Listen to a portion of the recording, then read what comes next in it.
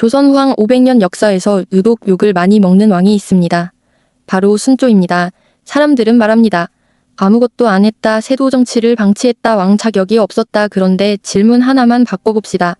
정말 순조는 아무것도 안 한 왕이었을까요? 아니면 아무것도 할 수 없게 만들어진 왕이었을까요? 만약 한나라에서 왕이 즉위하는 순간부터 말해도 아무 일도 일어나지 않고 결정해도 실행되지 않으며 움직이면 위험해진다면 그 왕에게 남은 선택지는 과연 몇 개일까요? 오늘 이야기는 순조 개인의 성격이나 능력이 아니라 왕이라는 자리가 먼저 무너진 시대 그 안에 앉아있던 한 인간의 이야기입니다. 1800년 조선에서 가장 피곤한 사람이 죽습니다. 정조. 정조는 직접 신하를 불러 설득했고 붕당을 갈라 균형을 만들었고 왕권을 실제로 사용한 마지막 왕이었습니다. 그런데 여기서 핵심이 나옵니다. 정조의 개혁은 제도가 아니라 정조 개인의 에너지로 굴러가던 구조였습니다. 그가 하루 쉬면 국정이 흔들렸고 그가 병들면 정치가 멈췄습니다. 그래서 정조가 죽자 조선은 드러냅니다. 아, 우리는 시스템이 없었구나.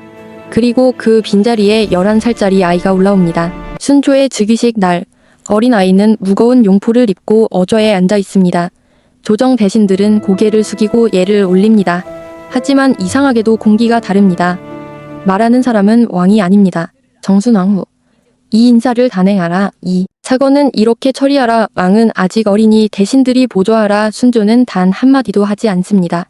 이건 단순한 섭정이 아닙니다. 왕이 없어도 정치가 굴러가는 첫 공식 장면입니다. 이날 이후 조선은 왕이 말을 하지 않아도 아무 불편함을 느끼지 않게 됩니다. 역사가들이 가장 먼저 이상함을 느낀 건 순조실록입니다. 다른 왕들의 실록에는 이 말이 끊임없이 나옵니다. 상월, 왕이 말하기를 하지만 순조 초기 실록은 다릅니다.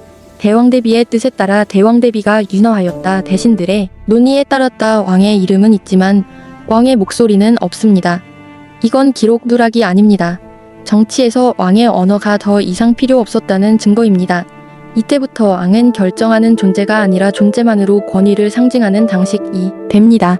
순조는 어떤 사람이었을까요? 그는 폭력적이지 않았고 의심이 많지 않았고 갈등을 극도로 피했습니다.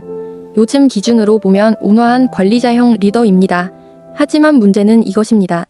이 시대는 싸우지 않으면 즉시 잡아먹히는 구조였습니다. 강하게 밀면 반발하고 중간에 서면 고립되고 혼자 결정하면 제거됩니다. 순조의 성격은 이 구조에서 가장 먼저 침묵하도록 설계된 성격이었습니다.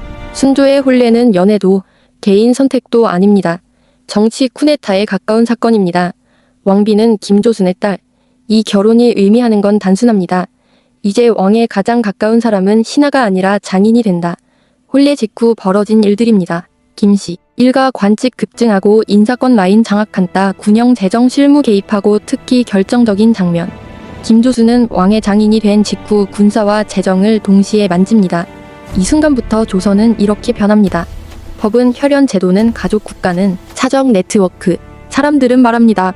그래도 왕이면 칼을 들 수 있지 않았을까? 그런데 이걸 현실적으로 계산해봅시다. 군대와 재정은 이미 장인이 장악하고 인사는 친족 네트워크로 형성되어 그 왕이 칼을 든다는 건 혼자 전쟁을 시작한다는 뜻입니다. 이건 용기의 문제가 아니라 물리적으로 불가능한 구조였습니다. 순조는 몰랐던 왕이 아닙니다. 삼정의 문란 지방 수탈 백성의 이탈 모든 보고를 받았습니다. 그런데 늘 이렇게 말합니다. 경들의 뜻에 따르겠다. 이건 무책임일까요? 아닙니다. 이건 경험에서 나온 계산입니다. 순조는 정조가 고립되는 걸 봤고 개혁파가 제거되는 걸 봤고 권력에서 밀려나는 순간을 봤습니다. 그래서 그는 알았습니다. 말하면 고립, 움직이면 제거, 침묵하면 생존. 1811년 홍경래의 난. 이건 단순한 반란이 아닙니다. 지역 경제 붕괴, 신분 질서 파열, 국가 시스템 실패. 그런데 위기에서조차 왕은 중심에 서지 않습니다. 전략 수립은 관료, 병력 운용은 세도 가문, 왕은 결과 승인 있게. 왕은 완전히 사후 결제자가 됩니다. 순조는 비겁했을까요? 아닙니다. 그는 냉정했습니다. 싸우면 혼자 남고 이겨도 구조는 그대로이며 지면 즉시 제거되는 현실. 그래서 그는 선택합니다. 나라를 구하지 못해도 왕이라는 자리를 유지하는 선택. 그 선택은 조선을 살리지 못했지만 그 자신을 오래 살게 했습니다. 순조의 시대는 무능의 시대가 아닙니다. 개인이 완전히 소진된 시대입니다. 정조는 개인으로 버텼고 순조의 시대에는 개인 자체가 의미를 잃습니다. 그리고 남은 것이 세도 정치입니다. 왕이 있는데도 아무것도 바뀌지 않는다면 그 나라는 아직 국가일까요? 긴 시간 시청해주셔서 감사합니다.